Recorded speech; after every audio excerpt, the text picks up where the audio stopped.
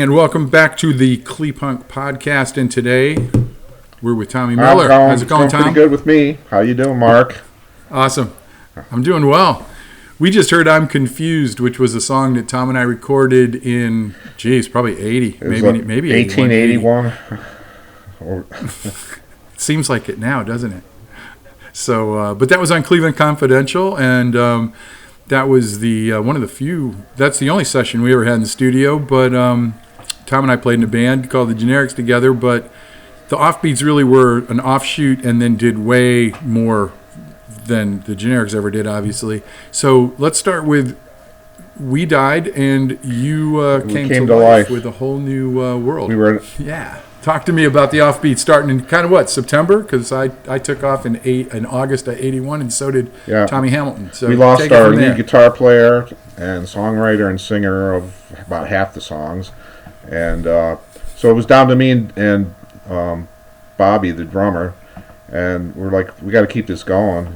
This is too much fun, because we just started playing out. So we started looking around that summer, and we got hooked up with. We thought he was like a rock star to us, because there was this guy, Larry Lewis, who went by the name Lair Maddock, and also Keith Maddock, who had been in the AK-47s with another guy from the Pagans, and he was in another band called the Bronx, who had actual records out, unlike us. So we were like, oh, this guy's hot shit, man. We want this guy in our band, so Larry was cool. He came down to Bracknell a couple times to watch us rehearse. Yeah. So, because we sort of had a connection with Digidio and Sablack and those Brandon. I think there was a party that we had at our rehearsal house too in Bracknell, and Larry showed up. So we were a little bit familiar with him, and we knew he was a good songwriter. We heard his records. Good guitar player. We're like, let's see if this can work. So I gave him a call. Somebody gave me his number, and he's like, okay, let's go. And within we got together with Larry within a month or something. 2 months at the most, we were like, okay, let's play, because he had a bunch of songs, we had songs left, like "I'm Confused" and others from Generic. So we're like, let's not waste time, and we got going right away. Our first gig was in September that year at the Pop Shop. We got thrown on an RUW, the local college station WRUW benefit for something or other, and we were one of the bands. We got thrown onto that bill, we're... thrown onto the bill. I was like, what, did you piss somebody off? No, that came later on, all the pissing off stuff. But, we got on that bill, so it's like, there's no money, which was kind of a theme throughout the band. Little or no money, so we started playing gigs, and that fall, we had also gotten a bass player named John Loveson, who... He kind of didn't really commit to it. He's like, oh, I'll do it for a little while, but I got plans to go off and do something else. So we had him for a while, and then Larry came up with the idea, Mike Hudson from the Pagans has a record label, and he's going to put out a Cleveland Confidential LP. There had been a 7-inch EP previous to that, and we need to be on that, so we have to go to the studio right away and record stuff. And we ended up recording Larry's song "Lost in Rome," and then John Loveson was like, well, we got to do my song too. He had a song called "Key of E," and then we did an Offbeat song called "Ned," which was kind of a throwaway, forgettable song that was one of mine. Kind of a... Who was Ned? It was just a made-up name. It was like okay. Was this character that was hot shot, always with the girls, and he's the guy that's having fun, which I guess I must not have thought I was that guy. But I think there's something in there about in the chorus, Ned's a dick, Thanks. So I figured it was me or Enkler. Right. I don't know who Ned was. I don't think I had anybody really exactly in mind, but yeah, no. I didn't know if it was I was thinking of Nev Chandler. I was like, maybe it was one of the sportscasters in Cleveland. No, we did have one about Gibb Shanley later on, but Ned was I listened to it. I was like, I didn't like the recording. I mean, I was just like. And then Larry came up with the idea. He's like, I'm going to make Lost in Rome under my own name, like a solo thing. I'm like, oh, really? Okay. That's going to be Keith Maddock.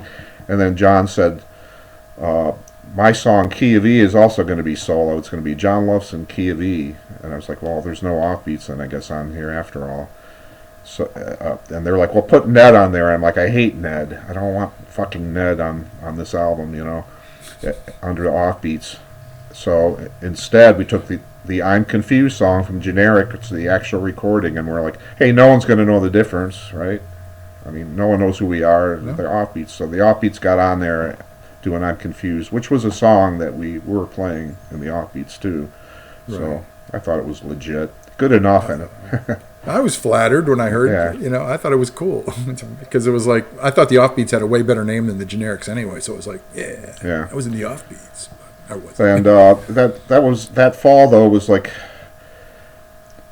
we should maybe play one of Larry's songs, because if you listen to like the stuff we were doing then, and then suddenly we started getting into hardcore, there was like a big change happening that fall, where I was starting to like hear a lot of things like the Dead Kennedys and things that were just like Circle Jerks, I think maybe came out, and I was always, we wanted to be a punk band, I guess. I think I wanted to be more of a punk band maybe than Larry did, and I don't know what Bob thought, but Bob could play really fast. We know that because we did a few fast songs with him previously too, and also we played a gig at JB's where like we played our songs. Everybody's just sort of like order another beer, It's like that's good, People would applaud at the end, and then we played a couple of the couple like fast thrash songs we had, and like all these punk kids that were there just like started thrashing around and stuff. I'm like, man, this is a blast, I want to do more of these, and they're easy to write. They're short. It's like, so that there was a little bit of a conflict, but our original sound with Larry was like a little more, I don't know, what would you call it? Like, we were kind of like, not post-punk, but we were sort of like 77 punk, but like sort of like, let's be a little more melodic or whatever. And one of his songs was Hey Mate Ahoy, which we did record and never came out at all. And really? Well, we're going to spin that. So let's take a couple minutes and listen to Hey Mate Ahoy. And this was a Larry Lewis song that was unreleased then, huh? Or his official name, but he was always Larry. Yeah, you're right. All right, let's take a listen to that, and we'll be right back.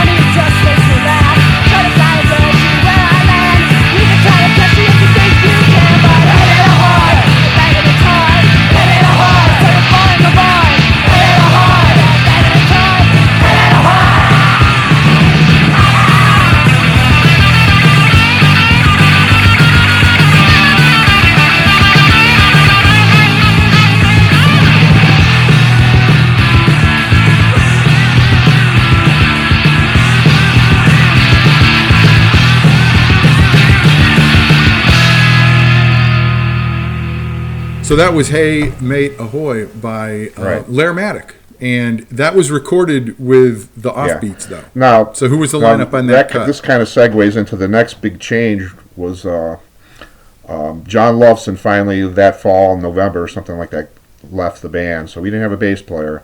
So instead, me and Larry would switch off. Like the songs he sang, he'd play guitar and sing, and the ones that I sang, and he would play bass. So we switched back and forth as a three-piece. It actually went pretty well. We played a couple good shows like that at Pirates Cove. This was all local stuff. We were not like thinking of like quite records and touring yet, but we played a show at Tucky's where we opened for Nicky and the Corvettes, I believe it was, and some other a band from Detroit. And that was kind of fun, but we're like, we need somebody else. And let's get a bass player. And meanwhile, I was good friends with your brother Scott, and he was a fan of our band. Him and his buddy Joe Little would show up at almost every gig we did, and they were the lumber punks. They had like the checker they wore shirts the checker and shirts stuff. and the fucking. They were always raising hell and fixing Yeah, cars. this was before Mike Watt, made him cool, because we didn't know who he was at that time.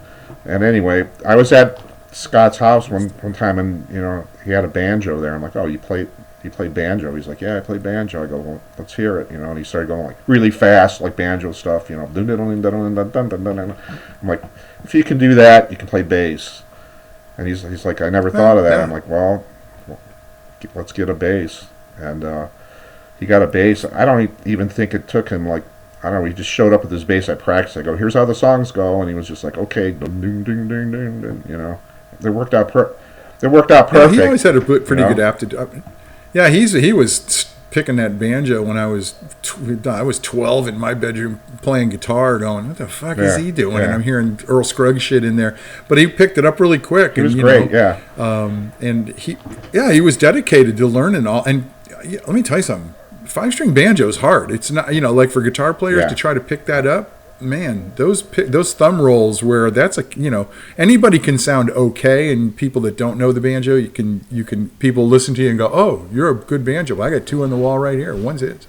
And but if you really listen to rolls and the thumb first, middle, all that shit, and he just studied the hell out of that, and he still plays. He's got 100 banjos. He's got gorgeous banjos. He's a great musician, anyway. And the cool thing with the bass thing is that he always put a lot of like bass fills in there, which I like, a bass that's like doing something besides just aping what the guitar player's playing. So it worked out perfect. So that's when with the lineup then where we had Larry instead of John Loveson on bass, we went to the studio and recorded 4 more songs. And I think this was a lot more successful and representative of what we were doing. And Hey Made Ahoy was one of Larry's songs at the time. I thought was a good song. And then we did a couple of faster thrash songs that I had written too. And that never really came out either until much later when there was a compilation long after the Offbeats were done. But my songwriting was getting more and more like fast thrash, and we were playing down in JB's in Kent a lot. JB's Down Under, and Larry was not really what he wanted to do. So I could see the writing on the wall. Like, Larry's going to be gone before too long, and he lasted till about.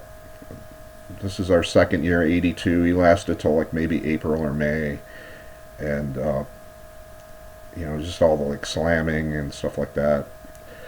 He just wanted to go in a different musical direction, really. What else can you say? He wants to do what he wants to do, and I respected that. And when he left the band, unfortunately, he was the lead guitar player on all of our songs, so I had to learn quick how to play like 2-note solos and stuff like that. Right. I figured, like, we're playing really fast now, you can just go real quick, People don't even notice live. Hey, that was great, I love that, that kind of stuff, But right.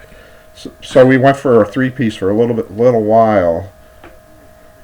Now, who was the 3-piece? You, Scott, and Scott on bass, Bobby? me on guitar, and vocals, and Bobby.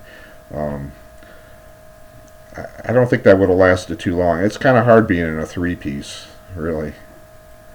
But we played a few good shows. We played with Really Red from Texas. They're from somewhere in Texas. Houston. We played at the Bank in Akron, a couple big shows with like a whole bunch of bands. Those Easter Monkeys and the Dissidents and like Zero Defects, all these hardcore bands. But at the same time, the Pagans were reforming, so Bob got asked to be in the Pagans. Because those guys had seen him play drums, and they were like, by this point, Bob was like a kick-ass drummer. I mean, really. And in Cleveland, they're hard to find good drummers that wanted to play music for little money and do original. That's true. I mean, there wasn't, the Def Nicks drummer, Johnny was, he didn't last long, and then Jimmy Dam didn't last long in the band. I don't think, Keith and Scott Pickering. Scott was the drummer, right? Scott. I don't know. One of them was. Scott was the drummer. They went to Menor High with us, and they weren't playing punk rock. They were playing like the Tubes and stuff. But you knew he was a good drummer, but they weren't. Sammy Petrello was in the the Revolvers. There was like.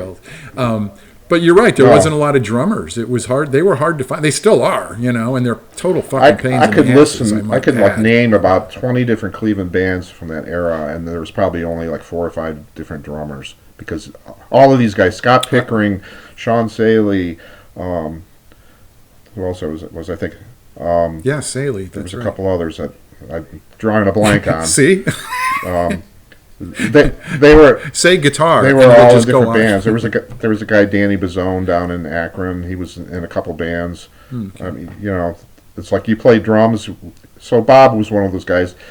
The Pagans wanted him. I could see why he wanted to join them. They were a much bigger thing than we had going. And he was willing to play in both bands, but he was also starting a band with my roommate Kevin Kelly or Les Blacks and the Pink Holes, and that's a whole other story for a Clee Punk interview. Really, is you got to do the Pink Holes, but so he wasn't showing up to rehearsals, and me and Scott were just like, fuck this, we needed somebody who's going to show up, so let's get rid of Bob, which was not too smart of a move because there was no one to replace him. All the other drummers that I mentioned and could have mentioned were all like already in 3 bands, so we actually broke up in the summer of '82. A year after we started for about 3 or 4 months. And in the meantime, I started a band called Agitated to continue with the thrash stuff. Although Who was that was me, Mike Duncan singing, Johnny Flem was the bass player, and one of those drummer guys who plays in every band, Sean Saley, was the drummer. And we mostly played just like Akron and Kent, and I had to drive down there for practice and stuff like that, but we like to say like, we're going to combine punk and metal, because we did a Motorhead song and an MC5 song, but I mean, really, it was just like hardcore thrash stuff. But I mean, it was fun. Yeah. People loved it, And in the meantime, though, I'm staying in touch with Scott, so we're like, let's get this Offbeats thing back together. And he had gotten married, and his brother-in-law was a drummer. And lo and behold, he's a drummer, but he didn't really know punk rock. So Scott's like, you got to go to like punk rock drumming school. So first, join this band, Idiot Savants, who they're all starting out too. None of those guys know how to play. So, so he did that for a couple months or 6 months or whatever. And then suddenly, Idiot Savants are like, hey, they're starting to get a little bit good, and the drummer's like really getting good. I think it's time that we steal him away and get the Offbeats going again. So this was then Offbeats. I don't know if it's like version 2 or 3 by this point, but sounds like 3. And that's when you guys started practicing at our mom's house, right? It was like the end of '82. Over in Ohio. We practiced at your old family house, and I think January '83 we came out with a new version of the Offbeats, and because I was the main songwriter, I think Scott wrote one song, but I was doing all the singing. I got this guy Chris Justice that we knew to play rhythm guitar, so it was just a lot easier to load. Now you knew Chris, or did Scott and those guys know Chris? I was not. You did? Well, he's a few years younger than me, so it was Scott. He was a Menor guy, kid? And he was friends with Kevin Kelly and your brother, and that whole bunch, so he was known, and he came around the house and stuff, and I'd met him and stuff, and I'm like, super nice guy. I didn't know he could play guitar, but he could, and so we had the new Offbeats, and that was probably the height of doing hardcore because we were playing all ages shows, Negative Approach, and all these bands were coming to town. We played with the Necros. Well, no, I didn't play with. I'm mixing up. Sorry, I'm old. I'm mixing up like agitated shows with offbeat shows, but the big boys from Texas, other bands came to town. We're still don't have a record out. Never went on tour out of town, but we. So then you recorded with that outfit. You recorded Why Do You Hang Out And that was on a single. Was that the single where everybody's pointed in a different direction? The one where like it's like a shot looking down at us, like me, Bud, and Scott on the front, and the back. Scott's like hanging upside down, hanging off of something. Yeah, that's where I'm thinking. Okay, but was that Why Do You Hang Out? Yeah, that was like a 7 or 8 song EP went at 33 RPM, and we were like, we wanted to finally get something out under our own name, and that was it. We went to a studio called Angel Recording, and I think we were the first. We might have been the first punk band and hardcore band. We recorded. I'm confused there, dude. Oh wait, I said Angel. Again, sorry, the little brain. It was called Island Studio. It was way out in North Royalton. Was that the guy with all the wizard shit? I saw an interview you did with, I think, Robert Griffin, where he talked about that studio. So I won't go way into it. Somebody can go listen to that one. But it was all these like swords and wizard stuff and a lot of folk music and whatever. Jethro Tull. I always like to think of as what he was into. But he didn't seem to mind us showing up and just going like, 1, 2, 3, 1, 2, 3, why do you hang out with your mom? Your money was all that green. Stuff. We recorded it. I don't know. We mixed it several times because I was just like, I'd take it home and I'd go like, I don't like the way it sounds, And we did like 2 or 3 different things of it, and it is what it is. That's probably, if you look at under collectible records, that's probably the one of ours that gets the most amount of money, which is not that much, but that's the one a lot of people remember, or certainly in the hardcore scene, because that was. Well, let's take a listen to it. Let's take 5 or a minute or however the fuck long it is, and listen to all right. Why Do You Hang Out? Roll 'em. Go. Yes. Go.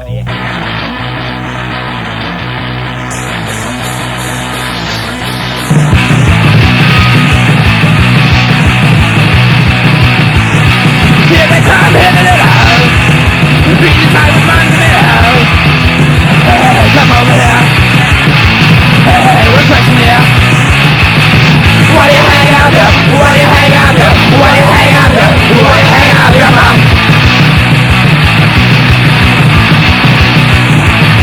Have you ever had to fall? Don't go over here, make it more. Hey, come over here. Hey, we're crashing here. Why do you hang out here? Why do you hang out here? Why do you hang out here? Why do you hang out here, man?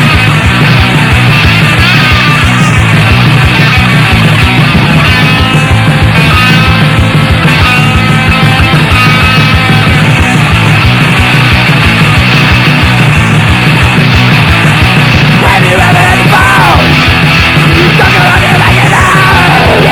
Hey, come over here. Hey, what question there? Why do you hang out there? Why do you hang out there? Why do you hang out there? Why do you hang out there, mom?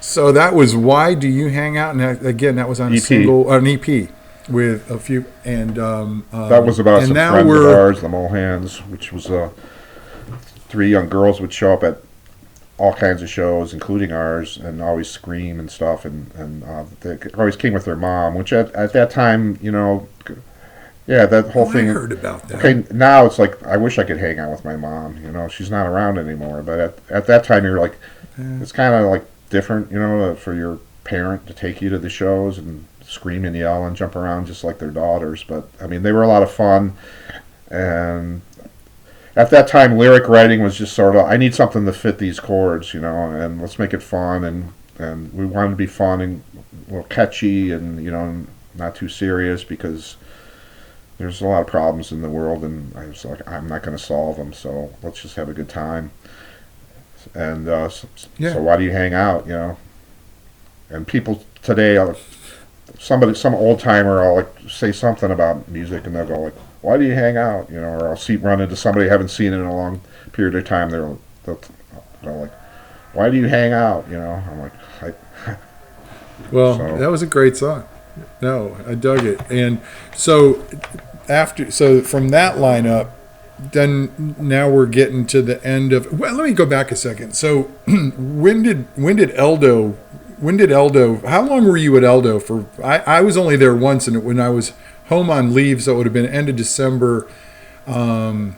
81 or like July, January 1st. It was right around there. So it was like, but how long did you live in Eldo? Because that became kind of like this seminal hangout, as it were, right? I mean, for a lot of people. And we actually played a set down in the basement. I got a picture of me, you, and Hamilton. I'm still in my green basic training shirt, and we're singing there was a lot of different shit. Parties there and stuff. I moved. When did you live there? When did you move there? The Offbeats beginning, summer '81 was. Okay. Kevin Kelly and his brother Tim Kelly were. Their dad had this rental property he bought, so he agreed to rent the house to them, and they needed a third roommate, so that was me. There's a basement down there, and people didn't complain too much. One time there was a practice where the cops got called, and we had to go to court, but other than that, we seemed... You had to go to court? A noise ordinance. Like a noise ordinance? That was that Willoughby or still Menor? We ended up getting off with some stupid fine. It wasn't that much, but for the most part, you could get away with what. For Willoughby, you could get away with most anything. And there was a lot of different bands. The Offbeats came out of there. The Pink Holes. There was a couple of Larry's bands after the Offbeats came out of Eldo. So it became known as became known as Eldo Farms. I don't know who came up with that idea. Maybe that was Bob Ritchie, possibly, but I think he still uses that. I think it's one of his trademarks for his side business. I don't know. For some reason that rings a bell. So I don't know. All right. So sorry to go backwards, but I just wanted to get. How long were you at? I lived there about a year and a half. I was the first original. Oh, it's long. Something like that, and then. I was kind of fucking up at my job and showing up late a lot, even though my job was only 4 blocks away. And I got fired, and I was just like, I just want to play music, and I don't want to work. And eventually I didn't have the money to pay the rent. And their dad, the Kelly brothers, their dad was kind of strict. He's like, you don't pay the rent, get the hell out, So I got the hell out, and somebody else took my place. I think it was Larry or Tim Ali, one of those guys. Yeah. Tim needed money once, and I was home on leave, and he sold me his dad's leather jacket, and then his dad found out and wanted it back, and I was like, no, fuck you, it's my leather jacket now. I somehow remember this little dust up, not with me and Tim, but somebody his old man was going to come looking for me, and I was like, fuck you, I was just out of boot camp. I'm like, come on, buddy, let's go, let's fucking throw down. But it was I remember him being a strict dude. I was not trying to be a hard ass, but I remember him being a strict dude. So now we're kind of winding down. Chris was in the band for half a year or so with all y'all.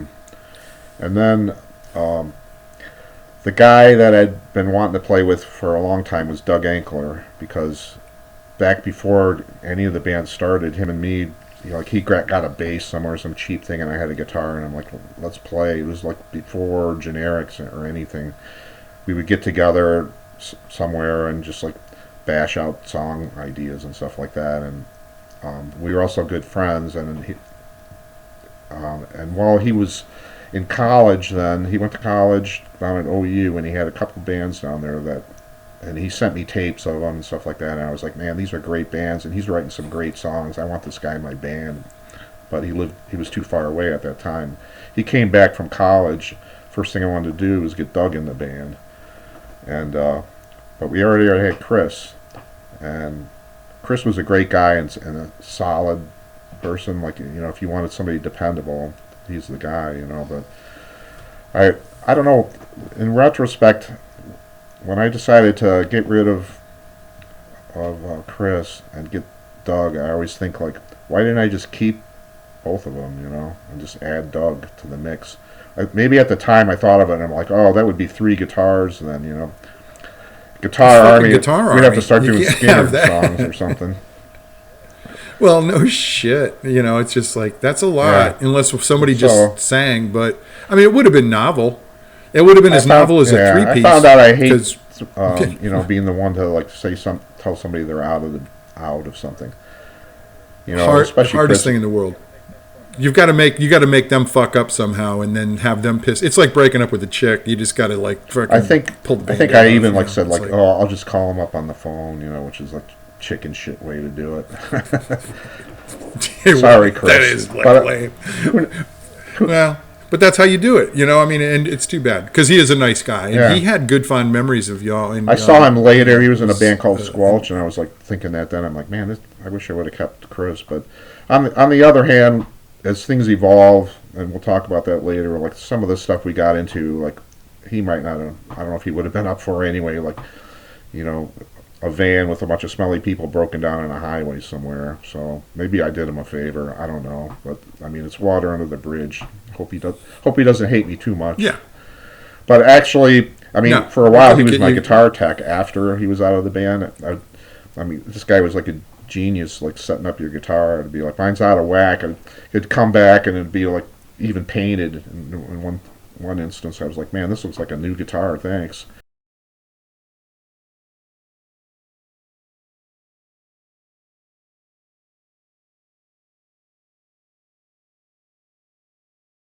So away from punk, like anybody influenced you from the Lawrence Welk? No, I mean from outside the genre, by the time as it were. I mean, I started playing guitar and stuff. I was 19, so I had heard a lot of music like my whole life. I started out loving my parents' Johnny Cash and Herb Alpert records until I discovered rock and roll in the late '60s. And it was just like the Stones, the Who. I went nuts for the Who, especially because they had a record called Tommy. And just all kinds of, it just went from that kind of stuff to like, and I always liked the Beatles and the Kinks and those kinds of catchy bands, and I don't know. I started just getting into stuff like all kinds of stuff. I go to the library and I go like, oh, this album looks weird, and it was Miles Davis, jazz fusion album. I'd be like, hey, kind of cool. Prog rock. I mean, I listen to anything. Art rock led me probably more to like being prone, getting into like punk rock. But so I had all kinds of different influences of different things. But my idea when I started first writing songs was like, it's a song, so shouldn't it be catchy? So I was always trying to like, what would be like a catchy chorus or something like that, I tried to write hooks, so it wasn't like a songwriting like, oh, we're going to be experimental and just, stuff like that. I was always just like, I got to have a verse and a chorus, and if I could come up with a bridge, then I'd really be something hot, Well, I always thought that was good about, when we were together, is that you wrote bridges, and I never wrote a bridge. I was always like, chorus, verse, chorus, right. Cool. And I was happy, because I had but you always, you were the first one that I wrote with that had like bridges, and I was like, oh, that's why they put those there. It's just building tension, and you get it, freaking, not long after.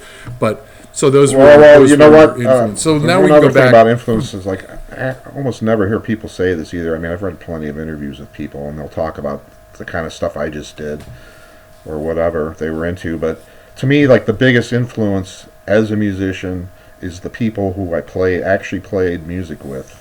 It's like when we had the Generics, that was probably more influential on me than any record I listened to, really. And the same goes with the Offbeats and all the different people I played with, is because what they did, I mean, you're in close proximity with these people, and what they do is going to really rub off on you, and you're going to learn a lot from them. Maybe good and bad in some cases, but absolutely. I would really give a shout out to everyone who I've ever been in a band with, and a few local and people. It's organic local too. Musicians too that I would stand in front of the stage when they're playing and watch what they're doing and try to pick up an idea. I'd go home and try to figure something out that maybe I saw. So. Wow. That's cool that you took. I mean, you always did take it seriously, and that's nice that you say that about all your bandmates, because you have had a who's who of Cleveland bandmates. There's been quite a few people through the Offbeats and a lot of other groups I was in. Absolutely. I mean, it's an interesting family tree, Yeah. And And I've always said, I know I've said it on these podcasts before. I mean, I love Menor Cardinals because I like football, but Menor had so many musicians come out of that high school, and until you start listing them, you say there's not another high school in fucking northeastern Ohio that had that many. Now, I'm not saying all the bands were, like top notch, but I mean, but if you think about, there were 15, 20 guys that came out of Menor that really became part of that music scene in Cleveland. And that's cool. So for you to and you played with a lot of them. I wish I had played with more, but there's only so much time, Well, there was, and I mean, guys like the Wild Giraffes and Jeff. Jeff Helmiggy was long before. He might have been I don't know. You guys might be close to the same age. I'm a little younger than you. But he might be a little. You're probably closer to Chris King's age and those guys from the Giraffes and Edgar. Yeah. Rest his soul. But Menor had a lot of a lot of players, man. I mean, the whole Northeast Ohio. I mean, there was one guy I mentioned. I think I mentioned him earlier, Johnny Flem. Like he actually gave me lessons. Like showed me stuff. Because he was taking lessons from an old blues guy in Cleveland, like some old, 80-year-old dude or something that was a. And then he'd come back, and he lived down the street from me, and he would be like, "Here, this is what I learned." I mean, I learned like all kinds of jazz chords and like really cool stuff that expanded. Also, when I was in Swank Motel, the bass player Benjamin showed me all kinds of jazz stuff, and I was briefly in a band with Doug Gillard too. So I mean, I got to like study his guitar playing up closely. I was playing bass with a band with him, so that was. Those are, and I used to watch him play all the time when he was in Death Samantha, and just like watch what he's doing, and then go home and try to, do something similar, try to figure it out, But that's not. Yeah, I mean, those are three that really come off the top of my head, but everybody had an influence. So anyway, enough of that, I guess. That's awesome. No, not at all. I think I that's could talk great all that day you about that shot kind him of stuff, Well, that's what we're here for, So, speaking of guitarists, so Doug was playing with you. Doug and I were friends from high school. I knew Doug before I knew you. We were friends. He was, when I moved to Cleveland and Menor in '77 from Columbus.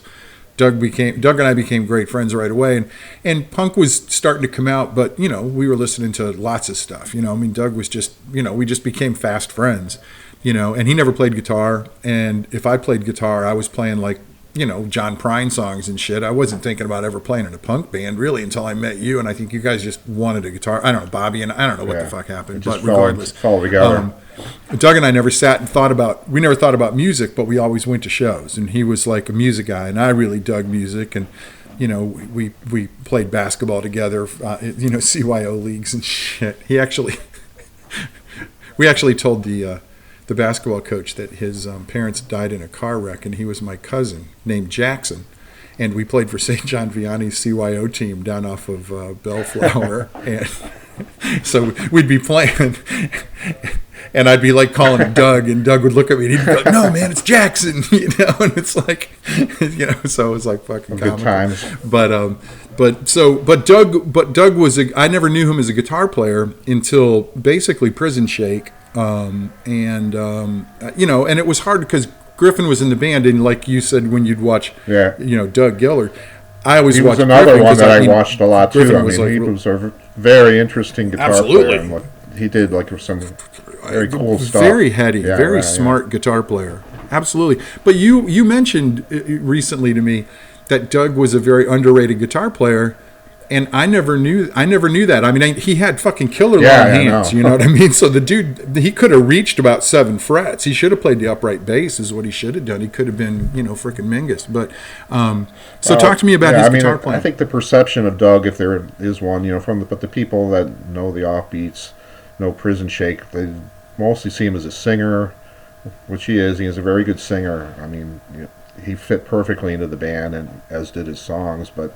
The thing is he came up, I don't know, maybe people thought I was doing, like Tom's the lead guitar player, but he did leads on a number of things, and sometimes he would just do these like little notey things that weren't really solos, but they were like, they were maybe just became like a little melody or something behind a chorus or something like that, that to me in some cases really made the song. You know, without that it would have been just a lot more bland, you know. Like there's like a song, Last Day, that once we had Doug in the band and Scott and Bud and everything, we recorded what was going to be an album, and it was like 10 or 12 songs, and it ended up being our first EP. I Can See Your House, or second EP, sorry, I Can See Your House From Here, and had a couple songs on there. One was 7 Days, where like the intro and the outro is like Doug playing this little, again, a little melody thing that's like super catchy. And Last Day, even more, the thing that he played during the choruses was just like perfect. It was sort of like reminded me of like George Harrison and the Beatles, and the way that, I mean, you wouldn't go like, hey, that sounds like George Harrison, but he's George Harrison and some other guitar players you see, like they play something that fits the song, not like I'm going to show off and do a whack-off solo. You know, they're just like playing a little melody thing, and that seems to be their talent. Like you don't have to be flashy, but what you're playing is just like perfect for the song, and he did that in a number of cases. Plus, he did songs like Sad and Happiness and some others that were his, where he did like sort of a surf sounding kind of lead, which was like different for, we're like playing kind of a fast punk song, and then suddenly this like Dick Dale lead comes in, you know, or it's kind of like surf cross with Chuck Berry or something. Sad is a perfect example of Doug's lead guitar, and it's Well, this is called Awesome Production on the Clepunk podcast, but since I'm not familiar with that one at all, let's take a break, and we're going to throw those songs in to the final product, and cool. We'll come back and we'll talk about them a little bit. So we will hear Last Day and Sad. Yeah, because those are the two you just short, mentioned. They're catchy. We'll be right back. Thanks.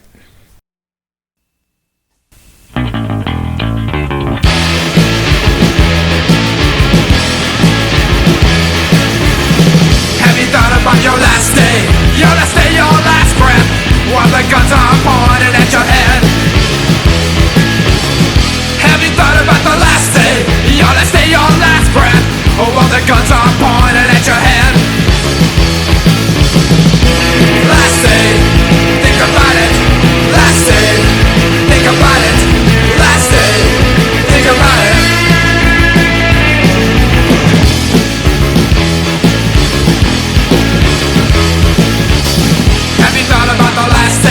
Your last morning, your last night, you know you're living under the knife. Have you thought about the last day, your last morning, your last night, you know you're living under the knife. Last day, think about it. Last day, think about it. Last day, think about it.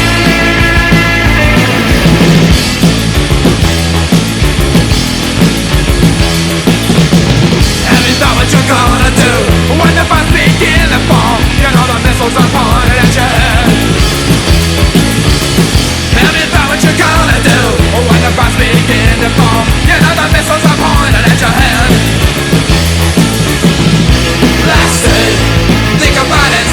Last day, think about it. Last day, think about it. Last day, think about it. Last day, think about it. Last day, think about it.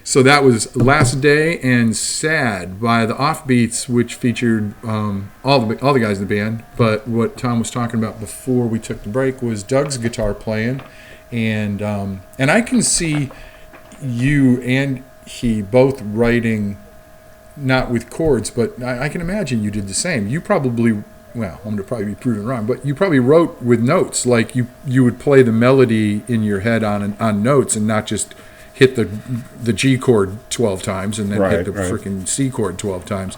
Did you, I mean, not write the notation out, but I can see Doug doing that, and I could see you doing that as well. So you actually wrote the song to the melody and then put the obvious chords in later. Kind of, like, when we were, like, rehearsing songs, we got into a thing where it's like, we got two guitars, let's see if we can have two different things. In some cases, it was maybe Doug handling the basic rhythm, and then I would like try to come up with some notey little things during the singing part, and then maybe do a solo and stuff like that. But we got into like, let's not just have two guitars doing the same thing, you know.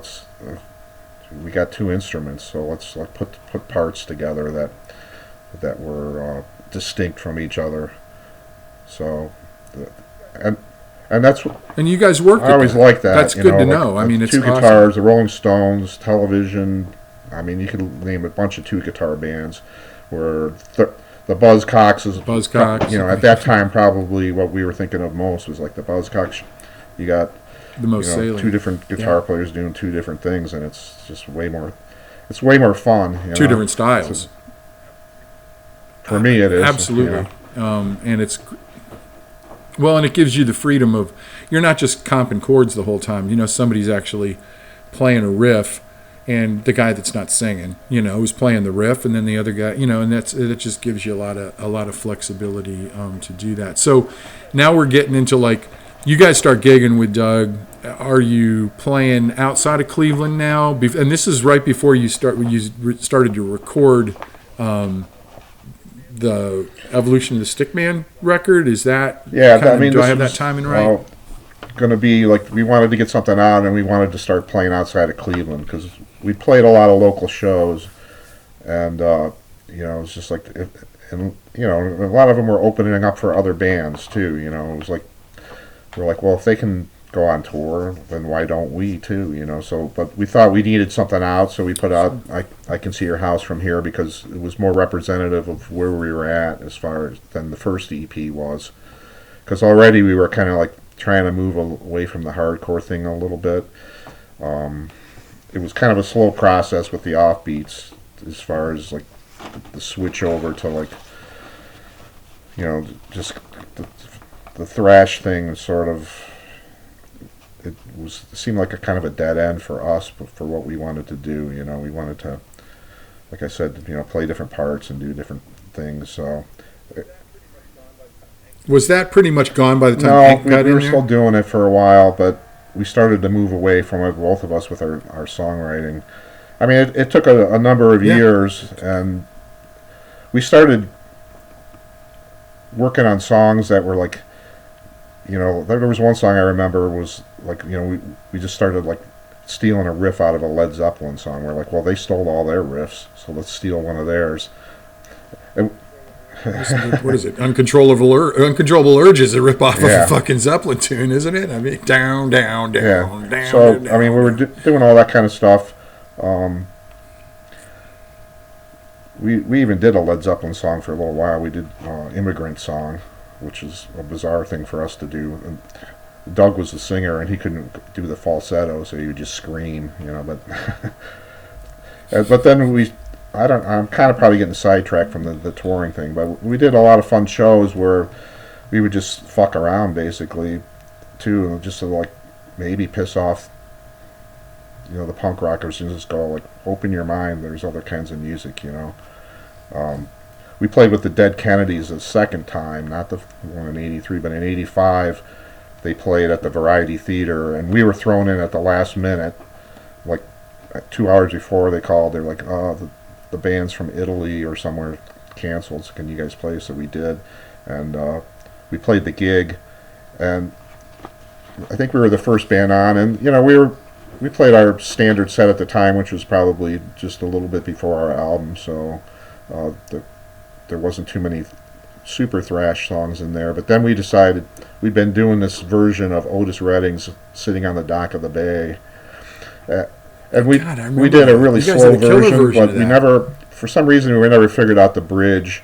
So instead, we would just like different stuff would happen, like Doug would go to the bathroom and come back or something, and I would just like screw around a guitar or there was another time when we pulled Cheese Borger out of the audience and he's like all drunk and we did a duet. At the Dead Kennedys show, somehow like this kid with a mohawk got on stage and decided, so him and Doug are doing this duet on an Otis Redding song, and that became the cover of a alternative press magazine cover too. It was like Doug with a mohawk guy singing "Sitting on the Dock of the Bay," and we would do other stuff like we did the Velvet Underground, "I Can't Stand It." I never figured out the words to it because I learned the song from like this like live bootleg version that Jamie Klimek had recorded like back in the 60s, and I would just go like blah blah blah blah, but in the center we would just like, let's play a long guitar solo. So I'd play like a 2-minute solo, sometimes 5 minutes. So sometimes we'd break it down and start like singing old folk songs like "Michael Rowed Your Boat Ashore," or we could sing "The Gods Are Rock and Roll Machines." We just, really just, if you came to see like hardcore punk rock, this is not what you wanted to see. No, but that's cool. I mean, another time we had just written this. It was kind of still hardcore days. I wrote this really first slow song called "Again," and this one friend that had been to a lot of our hardcore shows, Alex, he came up to me afterwards. He was just like, "So when did you guys decide to be Joy Division, huh?" Like kind of as a negative thing, and I was just like, "Last Tuesday." I'm like, "Hey, we're onto something here." But I mean, after all of this stuff, I mean, we played with a lot of bands like Husker Du, the Big Boys, and Circle Jerks, and a bunch of others. I'm like, let's get out of town, and so we started doing the touring thing. Oh, there was one gig I want to mention though. Like, we were playing at Peabody's, and it was probably about '85 or something like that, and there was a couple local bands. We were the last band on. For some reason, it was a Sunday night. Probably they put us last because no one else wanted to go last on a Sunday. But we went last. We finished our last song, and then suddenly there's these guys on stage. "Can we borrow your instruments and play some songs?" Turns out it was the Replacements. Like all 4 members, they jump on stage. They wanted to play songs. We were like, "Yeah, sure." I gave Westerberg my guitar, and they grabbed our instruments, and then the sound guy turns off the sound on the mics, and I like ran over to the mic board. I'm like, "It's the fucking Replacements, turn the mics on." He's like, "The show's over. I don't care who that is." I'm like, if it was the Rolling Stones or something, you'd be turning on the mics, or the Boss, Springsteen, right? And he's like, "It ain't the Boss and it's not the Stones, so the show's over," and they refused to turn on the mics. It turns out they had just come. They had a night off or something. They're like, "Hey, let's go to Peabody's and check out the Offbeats," and I think it was Death of Samantha or some other band, So I mean, they clunked on my guitar for a few minutes, and then they're like, "Well, I guess it's not going to happen," and that was the end of that. Which, yeah, that's a great story. Yeah. So where'd you guys go out of town? First, we started like easy. Let's go to Columbus. We went there a couple times. We played Columbus, and there was a couple of interesting shows there, like us and the Pink Holes, and I think the Floyd Band, another local band. And we went there, and I believe I don't know who was the last band, but when we were playing, Doug reached up with his guitar and smashed he managed to catch the disco ball over our heads that was over the stage, and just like brought it down to the ground, and it just smashed into pieces. I don't mean to do it. I don't know if he probably not. I saw him walk off a fucking bridge one time, a ghost bridge with no end to it in Manor. We just were stopping. Everybody stopped me and him and two chicks, and we were like, "Where the fuck's Doug?" And we looked over the edge, and he just walked right off the edge by accident. So he wasn't paying attention. Trying to reach the disco ball because it was way up there. But I don't know if he probably just was like, "Oh, I'll just bump into it or something." Hit it. I don't know if he knew it was going to come down, but it came down and smashed into pieces. And so there's 3 bands afterwards. There's like the disco ball was $300, so no one gets any money. You know, and I thought, like, oh, geez, the Pink Holes and the Floyd band aren't going to be too happy about this. But instead, they're like, no money. Those guys kind of took it as like, oh, well, you know, like, this stuff happens, you know. It's all in good fun. So they're like, that's nice. How much were you going to make anyway, really? Well, it would have been at least $300 if you believe what they said, which I don't. But anyway, there was no money, but they're like, well, I guess it's our disco ball then, since we paid $300 for it, you know. So we took the disco ball and took it out to the parking lot, and then everybody took turns like smashing it some more. And the other thing I remember about that gig was we couldn't find any place to stay, and we didn't have any money because we didn't make any. So it was, you know, a hotel. It's a fucking 2-hour drive. It was like really late. Well, that was another option. 2-hour drive, but it was like everybody's drunk, you know. Believe me. Yeah, so I remember Bud parked the van on the street somewhere, or like somewhere in the college district or whatever, and he had his girlfriend, eventually wife Sheila, with him. So Doug like smartly locked themselves inside, locked us out and so it was like after that it was like everybody else fend for yourself, you know. So I remember it was just like, well, what am I going to do? And I started getting delirious, and finally I just like walked around until I saw a porch that had a couch on it, you know. And the house was like dark inside. I'll just sleep on this couch, you know. The next day, some random part of Columbus. I hope you weren't fucking East. We were somewhere by the university because it was like college, probably college houses or whatever. Okay. Or maybe it was a frat. Yeah, it wasn't a frat house. I mean, still sort of good. Otherwise, I would have got hazed near or North something. End. Okay. Yeah. So I slept on the couch. I woke up, and fortunately, no one was around to go what the hell are you doing here? You know, or anything like that. So I made my way back to the van. I noticed Les Black's Kevin Kelly. I mean, either he was like lying outside the van, like in the dirt on the tree lawn, what they call in Cleveland tree lawns, or like the curb. You know, he's just like laying there in the dirt, like he slept in the dirt all night, I guess. And I think I saw somebody else, maybe it was Doug or something, was sleeping on the roof of the van. But Bud and Sheila were inside the van. Yeah. So, hey, screw you. I don't blame him. We're not going to share. I don't know if someone else was in the van with him, but, you know, he was just like, you know, I've had enough of you guys. You know. No. You guys freaking blowing gas all night too. It would have been like not proper for a woman. So no.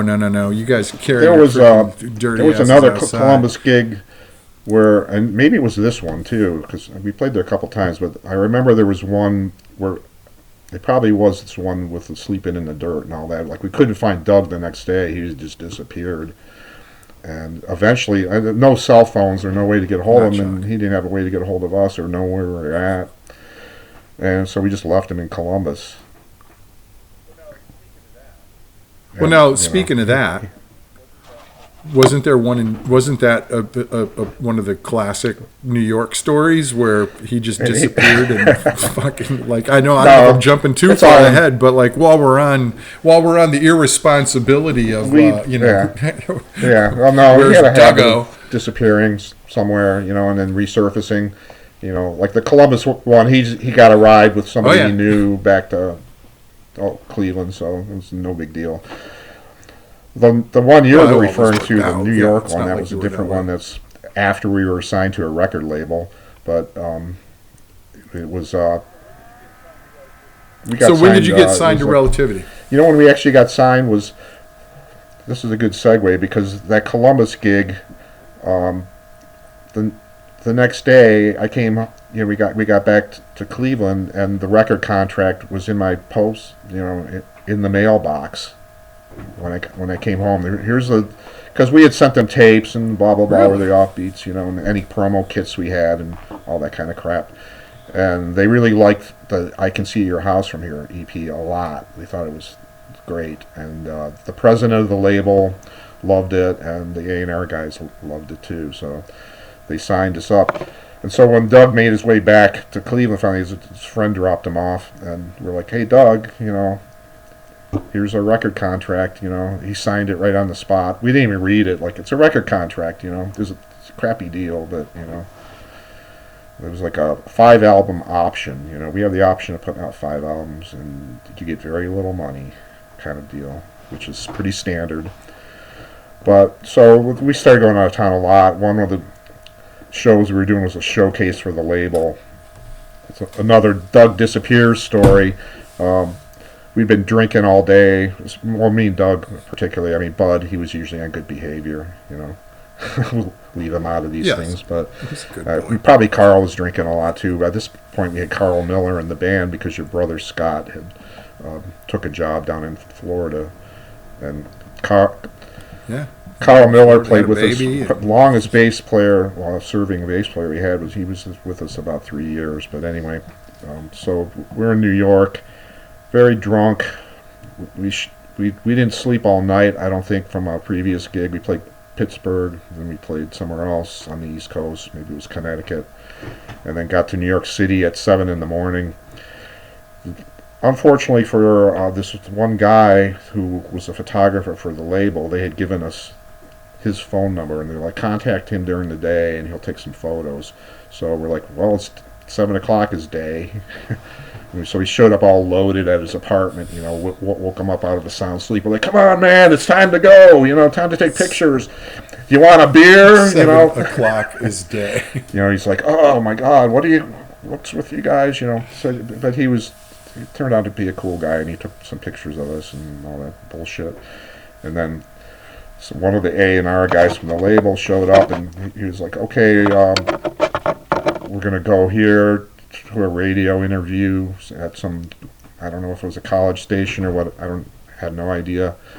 The drinking continued, and we had to go from like Queens to Manhattan to go to the radio station, and we were stuck in this like rush hour traffic jam that just would not quit. Oh, really? We're stuck there. Take you 2 hours. We're stuck in the van with the A&R guy and us, and we're sitting at this one corner for just like endlessly. And Doug's like, "This is boring. We don't have any beer either. I'm gonna jump out. There's a little bodega, literally, we were right next to it." Curb lane, right there. I'm like, okay, make it quick. He's like, yeah, right. This traffic's bad. He jumps out, goes in the store, and then suddenly 4 lanes of traffic. There's like a light changes. They're like, you gotta go. I'm like, we can't go. We got Doug's not here. That's your Ohio manners, man. Because not at rush hour. They just don't fucking park. Trust me, it's like fucking New York. It's the 2 right lanes. It turns out it was a one-way. Anyway, there was no curb, no pull off anywhere. And the next thing was like, you have to take a left. And so we'll take a left and pull over. And it turns out left was like right on the bridge that goes over the river. And so by the time we finally got stopped and could pull over, we were like, I don't know how we go get over the East River. And the A&R guy's like, we have to get to this interview by whenever, by 5:30 or something. Come on, we got to go. We'll have to leave Doug behind again. So we did the interview. We're like, Doug, where are you? Please give us a call at whatever the call on the radio. Yeah. Oh, you were saying this on the radio? They were like, there's another guy in the band. We're not a 3-piece. So he never showed up there. We never heard from him, and like I said, no cell phones back then.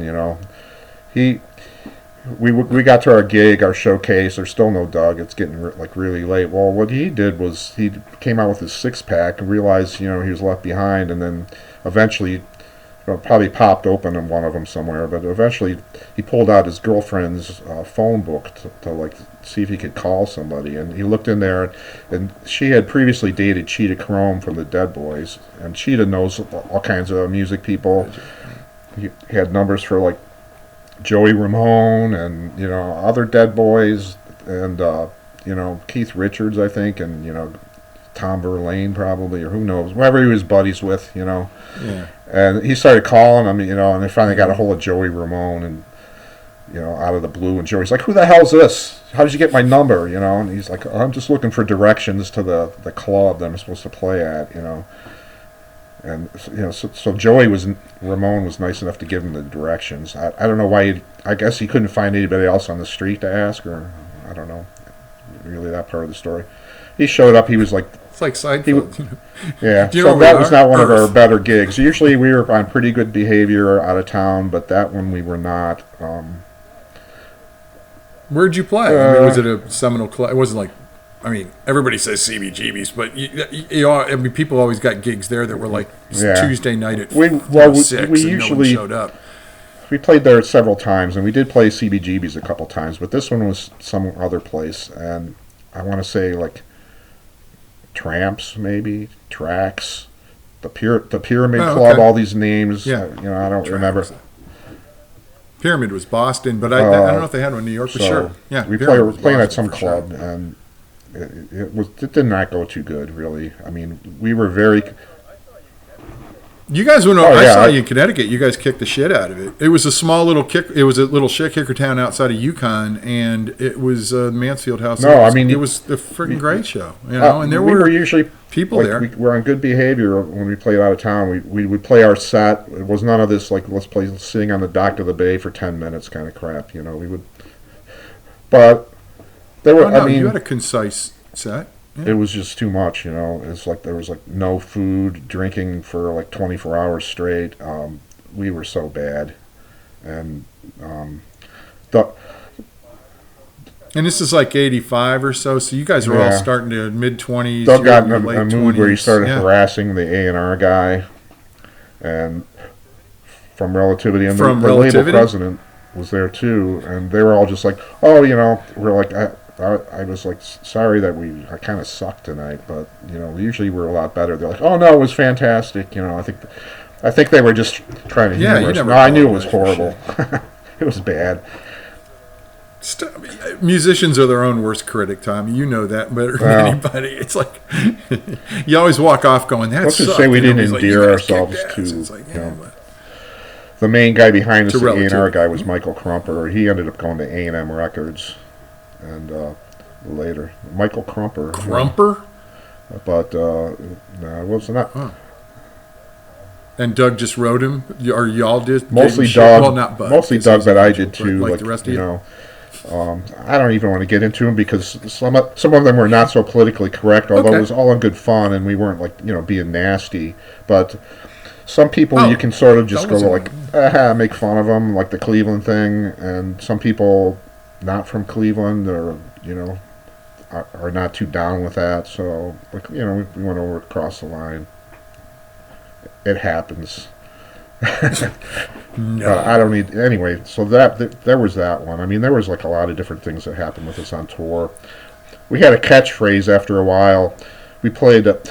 Here's another one. We went to Columbus, and this guy named Tommy Rott, who ran a fanzine, probably had a radio show or something. He had booked Suicidal Tendencies, and he was like, "Hey, the Offbeats would be a good band for them," So we went down there, and we opened up for Suicidal Tendencies. They fucking hated us. It was like nonstop. There was a curtain too. They opened the curtain, and it's like, "Here's the Offbeats," and right away it was just like. Everybody was like, "Fuck you!" We didn't play a note of music yet. They just looked at us, with our like button collar shirts, and those, ripped jeans, and they were just like, "These guys are loose." Our hair was a little bit longer, and then we didn't have the hardcore buzz cut or anything. Something about whatever the way we looked, whatever, or these were like. This was like all ages. They were young kids. They just wanted Suicidal Tendencies, and you had to look and sound. By then, we were just like, the hell with hardcore, like we don't want anything to do with it. But, we're lucky it was an all-ages show because most of the cups of fluid that came at us was water because these kids were too young to buy beer. And I mean, we tried playing some of our older fast thrash songs. They weren't having nothing. It's just like, you guys suck. I was waiting for people to get on stage and just start fist fights, really. And we got out of it. We just like ended it as quickly as we could before the bottles of piss started flying at us. I mean, it was horrendous. I mean, funny to think about now. And I've never heard this one. I've heard a lot of your tales, not from you and Doug. And so I've never heard Tommy Rod afterwards, he was classic. just like taken aback. He was just like, I don't understand it, And from that point on, anytime like something went wrong at a gig, or there was poor attendance or something, we would just be like, I don't understand it, We were like just waiting for the next I don't understand it moment to happen, which it did. You should have done Brainwashed by Flipper. You should have done one that just repeated, I don't understand. I actually had every put together a seconds, version of what became the Smogville comp, and I wanted a little bit more audience noise in there, and there was one of like Carl or somebody going like, I don't understand it. The place was packed last night.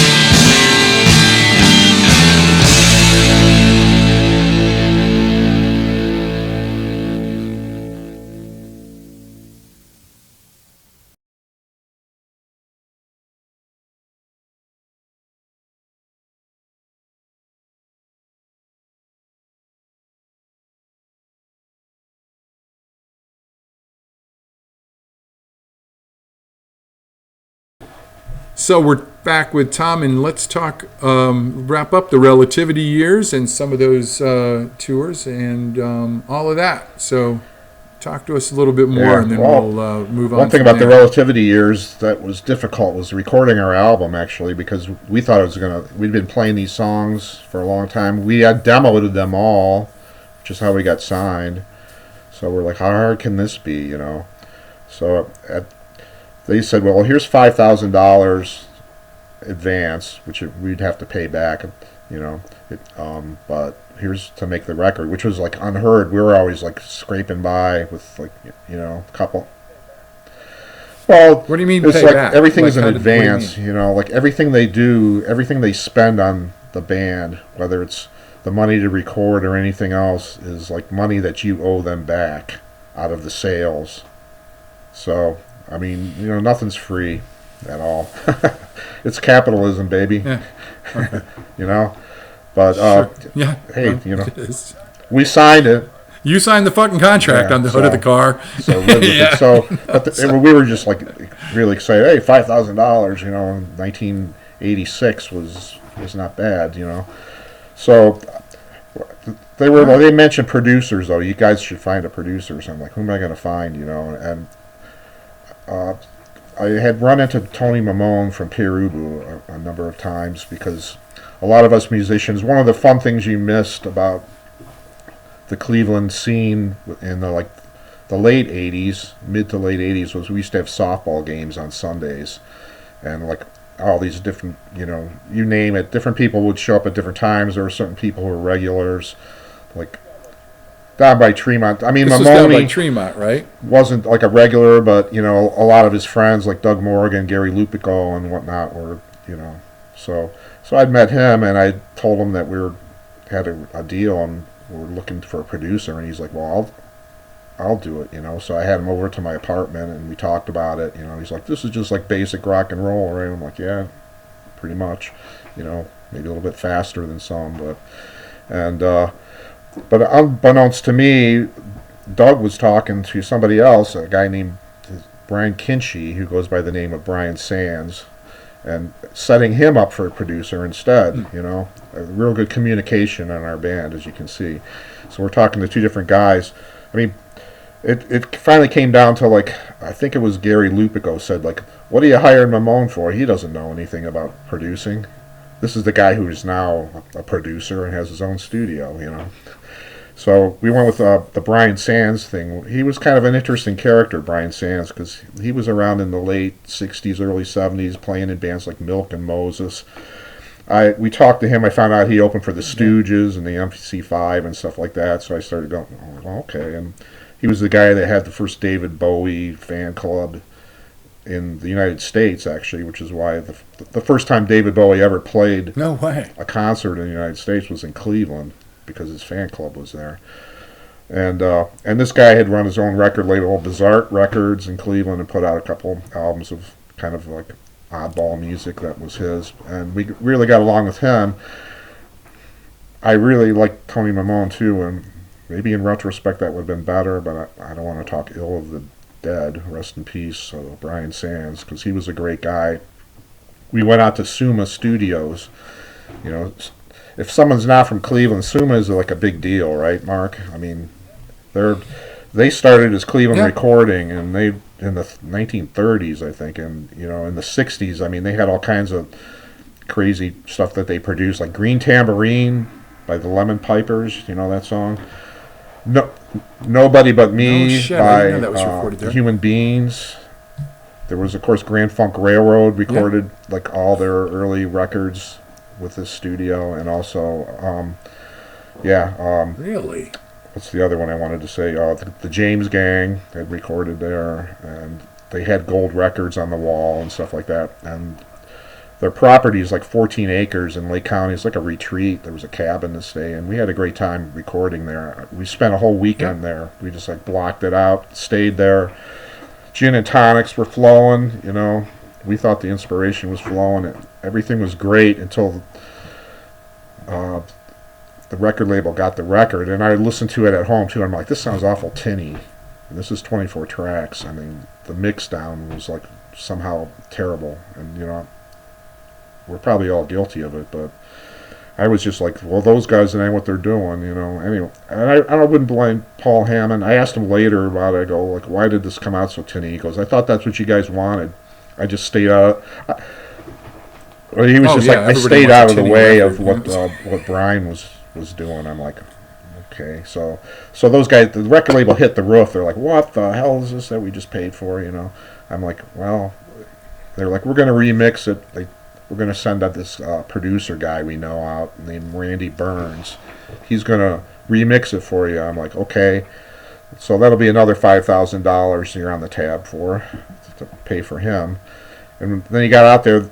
The guy listened to it. He goes, this recording's just, I can't salvage it. You got to record it again. I'm like, what? He goes, and I only got 3 days, by the way. So we had to rush through the album. I think we play it like way faster than we originally did. You know, the actual Relativity one that came out, the Evolution of the Stickman. But so that probably started a lot of the label wasn't too hot on us suddenly. It was like, you know, we had to go through that whole shenanigans. And so we did a lot of touring here and there, but they wanted us on a real tour. You know, like you go across the country kind of stuff, you know. And so I tried to get on the Replacements tour, Pleased to Meet Me tour. I'm like, hey, they'll remember us. Remember the time they wanted to play, you know, songs after us, you know.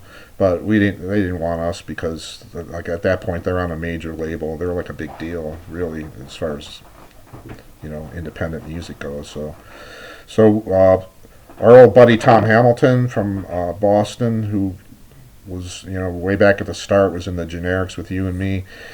He was a producer and he recorded some stuff for us. And so he was like, hey, you know, I was producing this band called the Lemonheads.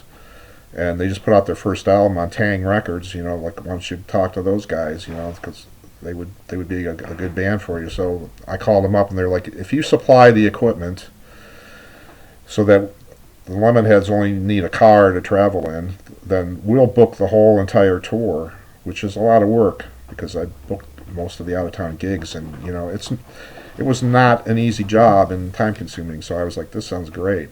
And so we decided to go for it, except Bud wouldn't go for it, unfortunately. And it came down to, like, either we go on tour with the Lemonheads or I'm going to have to figure something else out. So I guess we had a band meeting or something, but it was decided that we're going to go on the tour and get a replacement for Bud.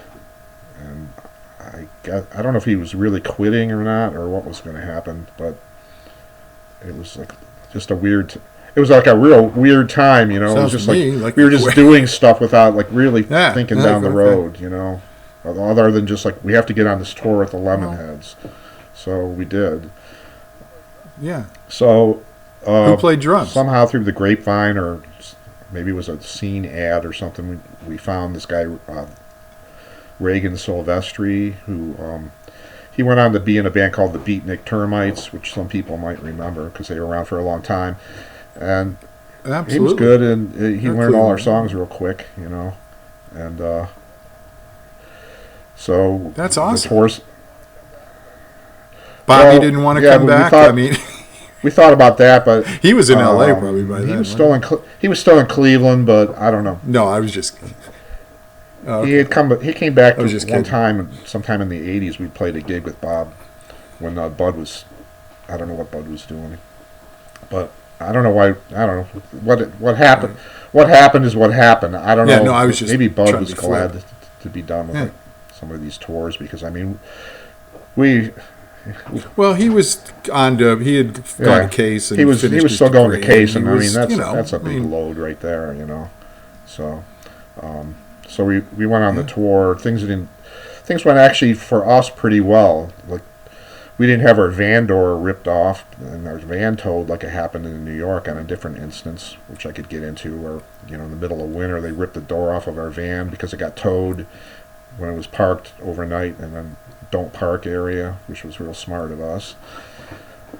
And Yeah, that's not bright. I mean, Yeah. you can double park in There New was all York, but kind- you can't just leave the shed, right? Yeah, they Have towed somebody it. rip the door off of your city van? Towed it. When we came out, we thought it was stolen. Like, oh my God, Oh, the yeah. van's gone. Good thing we took the equipment out of it.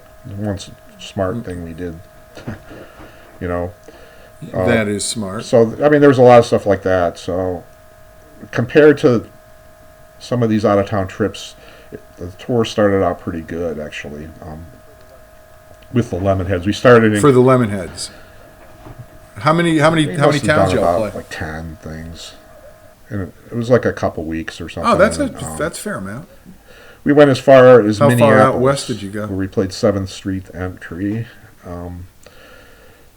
There we met the young ladies who are in Babes in Toyland, and stayed at their house, and kept them up all night, like playing music and drinking and yucking it up,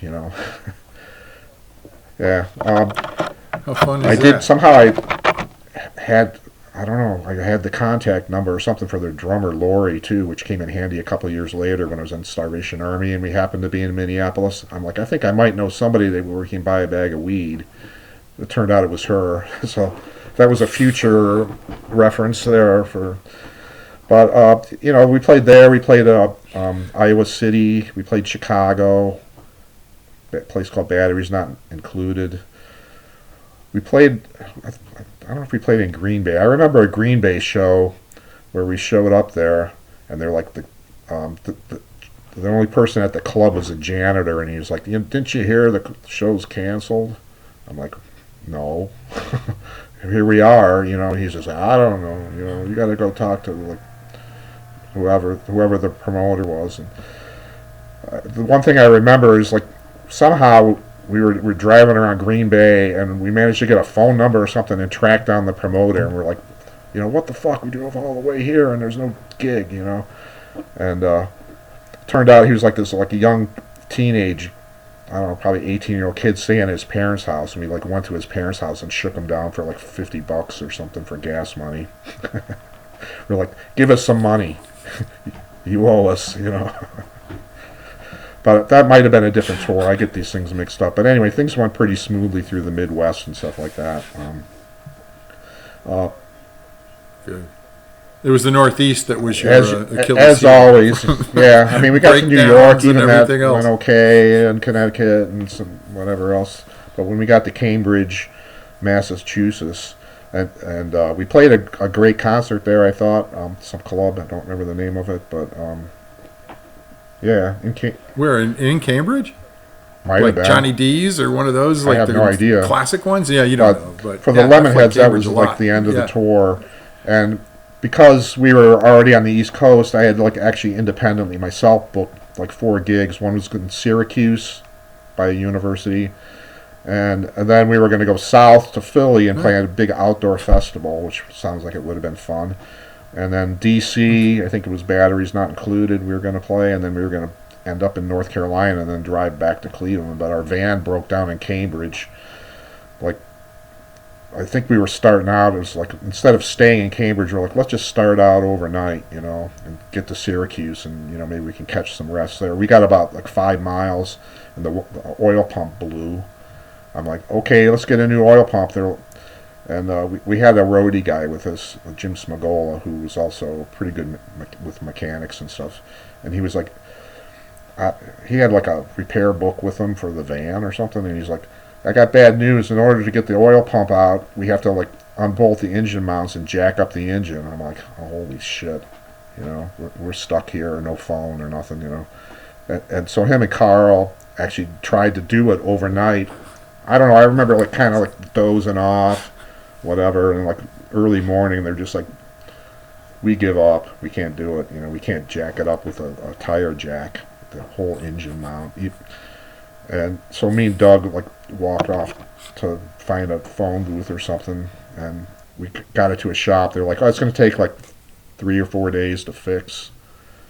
We really needed professional help at that point because we needed a manager, we needed a credit card, we needed somebody to go "No problem, boys. I just rented a van, hop in and get to your next gig." Instead, we were just we're broken down and fucked, basically. You know. I remember you guys calling me. I don't know if it was that one, but you guys called me with a broken down van. Like I might have been that time because I was right between Boston and Syracuse in Hartford. I was like, couldn't help. I mean, I was long. Yeah, I had an 8:00 meeting at the bank, so I couldn't do it. You know, but I was like, I'll get out of my meeting at 9 and help you guys. And you guys were like, yeah, we're drunk. You guys, we'll figure it out. I was like, yeah, thank God. I mean, I would have helped, but I couldn't. It was like, you guys called me like 4 a.m. looking for shit. It must have been that time because like it was probably we needed professional help on a couple levels. But we did bother you. That's right. I was like, no, you didn't. It was never a bother. I was by then. I was out of the Air Force working for a bank, and I had a tie on, and I was like, I had a meeting at 8:00 with some fucking millionaire dude, and I was like, I couldn't fucking. I was like, I can help you at like 10, but I got to show up at this meeting, or I'm out of a job. Our van's broken down. Have some priorities here. I was like, cool. I'm sorry about that. Sleep in the van. It was, I don't know what time of year it was, but you know, we'll sort this out later. But you know, you can stay here, but you got to get here, and you can't with a fucked up van. And so, Syracuse, and that was it, huh? I mean, you went back home. I guess we should have Doug call Joey Ramone. Maybe he could have helped us out, but instead we called Tom. Yeah, he probably did. He had a credit card. Maybe we could borrow the tour bus, you know. But anyway, we went back to Tom Hamilton's place, and you know, kind of probably annoyed him for a few days, him and his roommates, because these guys, you know, I wish they would just leave finally. Actually, I mean, Tom is a great guy, and he was totally cool with us, but I just felt like, you know, I hate being a bother, you know. At the same time, you know, I mean, there's nothing. I mean, you know, it's different when you have roommates too. To his roommates, we were just like, you know, 5 smelly guys, you know, like what. You know, I had Prison Shake stay at my condo down in Hartford, you know, once or twice, and luckily my wife at the time was traveling. So, I mean, she would have been cool, sort of, but I could see how a band would go. I mean, I've gigged and been in somebody's house for the night back in the old days when I didn't have money, and then you'd go and you'd feel that way. You'd be like, and even now when I visit people, I'm a hotel guy. That's what we do too, stay in a hotel. So I hear you, but. Yeah, but I know, like Tom was a super nice guy, you know, but he had roommates, so you were imposing not just on Tom. It was like these folks that you didn't even know, and plus they're fucking probably trust fund babies from Boston, you know, like you can't get more insufferable people than you do in Boston. I live in Massachusetts, folks, by the way. I'm just noticing here that the light is like, looks like we're going to have some rain, because suddenly I look kind of dim, don't I? Oh, you've been kind of coming in and out of Soylent Green for a while, but that just adds to the thing. It's, you know, the sun is I could turn on a light the rest of my home, so I'm getting brighter. Yeah. You can do whatever you want. Here we go. Okay, well, anyway, so. All right, folks. Oh, I was going to brought to you by Milltown. That was Milltown about the end for us, though. By the time we got back on the road, it was about $500, which that was quite a bit of money in 1987. I don't even know where we got that money. Probably, well, it was Carl's van at that point, so, you know, that was on him. No, I mean, you know, we owed $500 for that, so we drove back to Cleveland, end of tour, and then about a week later we played in Youngstown at Cedars, and that ended up being our last show, because Doug quit.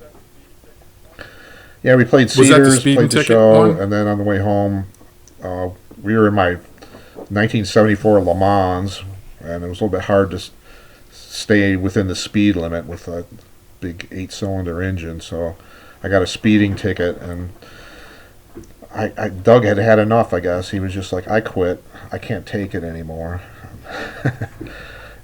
Because my idea was like, we go back to Cleveland, and we just continue on, you know, like we see about, you know, making another album. You know, we had been working on some songs for it, but he had other ideas. So Relativity hadn't cut you or anything, because you were still in Dutch with them for. I think maybe Carl was probably he'd been in it for about 3 years too. Maybe he was getting tired of it too, because, you know, suddenly I was kind of left as like the only guy, and I was like, was Reagan cool with it by was then? Like all excited. Was he cool with staying? On the tour, and you know, the van breaking down didn't really slow him down much. like, you know, he was raring to go, you know, but he was younger than us and all enthused and hadn't been in it as long as we had. So, I mean, conceive it. Right. I should have helped you so I could have met Reagan. Conceivably, we could have kept going, but we nice. didn't. Instead, Doug quit, and that was the end of the band. And, you know, as far as relativity goes, like, I really don't know what happened. I did write a thing for Clepunk where I said, and then I got something where they terminated us, but in retrospect, I don't think I ever really did. I think I just made that part up. For all I know, they were just like, why... Come to Clepunk for perhaps all of the honest. I think about it. It's like perhaps they were just like, story. How come the Offbeats are calling us, you know, to make another album? Oh well, you know, maybe the offer still stands to make 4 more albums. Dude, they cut their losses. At some point they we cut their losses. We kind of knew because on that Lemonheads tour before the Van Breakdown, we played at Maxwell's in New Jersey, and the record label people showed up there, but it turned out they were different people. The A&R guy, Michael Crumper, was working for A&M. The president, who was like really into us when he signed us, he was fired. He was let go, and they had like a new crew. And the people that came out from the label to see us, we'd never met before. And I think they were more there to see the Lemonheads and see if maybe there was a band they could steal. You know, they were already on Tang Records, but they were like... And I remember trying to talk to him, and they were just like, yeah, whatever, Offbeats, off Schmeats, you know. I didn't get a good vibe. We didn't get no good vibe from them, and then anyway, there was no band, so I just never. There again, you know, we needed professional help. If I had a manager, I'd be like, hey, look into that record contract thing for me. Maybe I can get a solo deal or something, or we can reconstitute the band or something. But without Doug, it just didn't seem. I mean, at that point, we'd been together 4 years, and he was such a big part of the band that I just didn't see it going on. That was really it, you know, as far as I was concerned. Well, and neither of you stopped. Like, you stopped probably for a little bit, but you both went on and played in other projects. I mean, you know, several. I know he played in a couple, but Doug had this band Squelch going for a little while. That was like a cover band, but quickly he got snapped up by Robert Griffin for Prison Shake, and I mean that they went on for like a long time. So quite a while. I mean, they were a real productive band. They put all kinds of stuff. I thought personally they were, you know, one of the top bands that ever came out of Cleveland. If I was making I just thought Prison Shake was a fucking badass band, and it wasn't because they were friends. If I was making a top 10 list, they would probably be on it. They were just a... Oh, they'd be... 3, yeah. I mean, they're up there. For me. They were great. I personally... You know, I did kind of try to keep the Offbeats idea going, but the next thing I did was I did keep... grab Carl for a little while, and I started this thing called Crash. I had Carl playing bass, and a lot of the songs that I'd been thinking of for the next Offbeats album, I put into this project. And we got Johnny Flem on lead guitar, and John Scully, another drummer who gets around in Cleveland because he plays drums, was drumming. And we went to the studio, and we did record 4 songs for Robert Griffin's label, which came out on a compilation called Hotel Cleveland. And then there was a label showcase thing, and like the day before, Johnny Flem broke his hand and couldn't play, so we had to do it as a 3-piece. And then right after that, Carl said, well, I don't want to do it anymore. You know, I want to go to college, so that never got off the ground. But I got asked to be in Starvation Army, and I made a couple albums with them and a couple singles, and we toured. We did. They had traffic. They were very popular. You know, people knew that band Cleveland, just like the Offbeats. We did get a label with them that booked a whole tour for us. We went all the way out. We went down to like New Orleans, and then all the way to the West Coast, and up the coast to Seattle, and then all the way back playing shows for like a month and a half.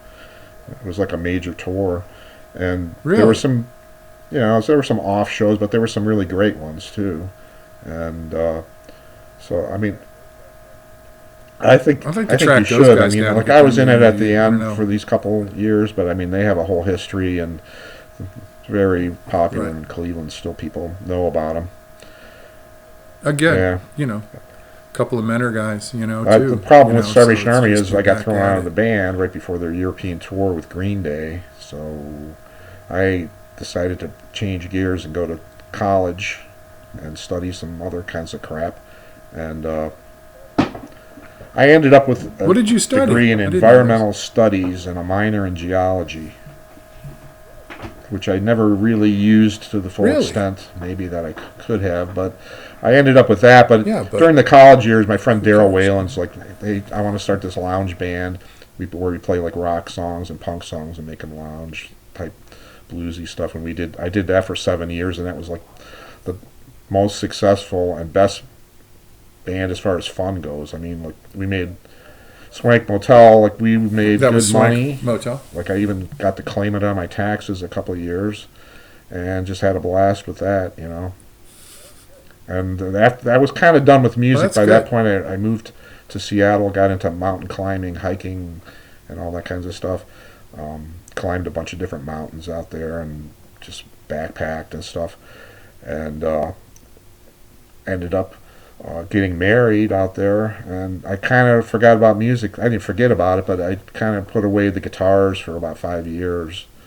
And then when we moved to Pittsburgh, I got back into it suddenly for the first time in like a half a dozen years. I had the inspiration to write songs and stuff like that. So that's pretty much sums up my thing. Then for the last 15 years, I've just been doing home recording and compiled a bunch of songs. And now I got finally a new band with that's just hopefully will be playing out this year pretty soon with Scott Stemple from the Dissidents and Reason 7 and Chrome Kickers. And yeah. Guy named Mark who Scott sings from a band called Reason 7 in the past. I think they have a Smogvale release. And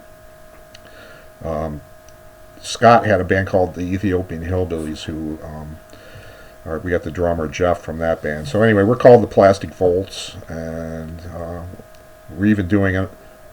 It's all original so far. All originals? But we want to do a couple covers, and we have a mini rock opera in the works as well. I'm not sure Scott knows more about that than I do. And I might even pull out a few old songs, and he might pull out some of his old songs and throw them in there too. And it's just to have fun. Maybe do some recording. Yeah, well, that's all it is from the time you're 17 till now. I mean, it's all. If it weren't fun, I mean, a couple of your stories sounded like they didn't have fun, but for the most part, 45 years, it's been a lot of fun. I'm sure. We had one reunion with the Offbeats.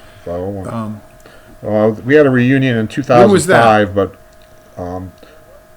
it was at the Beachland Ballroom in Cleveland. Where was it? Now, like prior to this, when I was still out in Seattle, Frank from Smogvale just called me. He said, I want to put out an Offbeats retrospective CD, and Agitated too, which was my old hardcore band from the early 80s. And I was like, okay. I mean, he did such a great job putting it together. I just basically bought some digital equipment and transferred all the tapes to a digital thing and remastered them the best I could and gave them to him. And I mean, it was great, but I would still occasionally, I'd have weird dreams. Sometimes I'd be dreaming that I was on stage with the Offbeats, and through Clee-Punk, and thanks to you putting this web page together, we all got in touch with each other in 2005. Jim Lanza came up with this idea of getting old bands back together. He told me a couple times the reason he came up with his Cleveland Screaming thing was because he wanted to see the Offbeats play again. Which is I know it's kind of I'm honored to say that. I mean, all these guys are such nice shows just because he wanted to see us, but he wanted to see a lot of other bands too. He's passionate. He put together all these multi-band shows. With the one we did was the Guns. That's awesome. And I'm glad he did because we got to see them before, unfortunately, Scott Aiken passed away way too young. And I mean, the Guns were another great band of that era, and it was great to see them play again. And so it was a lot of fun. I never thought we would get together, but we did, and we had a blast. It really was fun from beginning to end. And I hadn't seen like Bud in no, and you just it was 18 years at that point since I'd last seen him, The drummer. Oh, Bud. So that was who was in the lineup? We had your brother Scott and Bud and me and Doug. So that was like a classic lineup, like with the bass pair shifts. Like it could have been Carl or Scott, but it worked out great. And we almost did one in 2006 because Jim did another Cleveland Screaming, and he wanted us to play, but we couldn't do it. Then suddenly, last minute, like Doug was going to be in town, and so Jim was like, "Why don't you guys just play a couple songs?" So we're like, "Okay, we're going to do that." And we went down to the show, but we never actually did play anything because that one was like a Spike and Vein and The Dark and a couple other bands, Numbskull or something. We got there, and I was just like, "These guys, I don't want to like barge into their show," because I could see like none of them knew anything about it. It was probably something that Jim just thought would be fun. Likewise, it has been super awesome talking to you. I'm going to end this with a couple of cuts. Definitely one beat off. Offbeat off. Is that what? Yeah, that's what it was. Gosh, I forgot. Yeah, that was an instrumental, wasn't it? I remember picking it out and going, I want to hear this at the end. That was a real fun song because it was that's where we're like all four instruments are doing something different. I mean, Bud's playing the beat, of course, but like Carl's playing one thing, I'm doing something else, and Doug is doing another thing. And it's kind of a little catchy little instrumental. I always thought that I should market it as like a beer commercial music or something like that, Like it'd be good for a commercial, so I could sell out. If I knew the right person free jazz that knew these kinds of things, I would be like, this would sound good behind, like whatever commercial, it's just kind of this little catchy, quick thing, at least.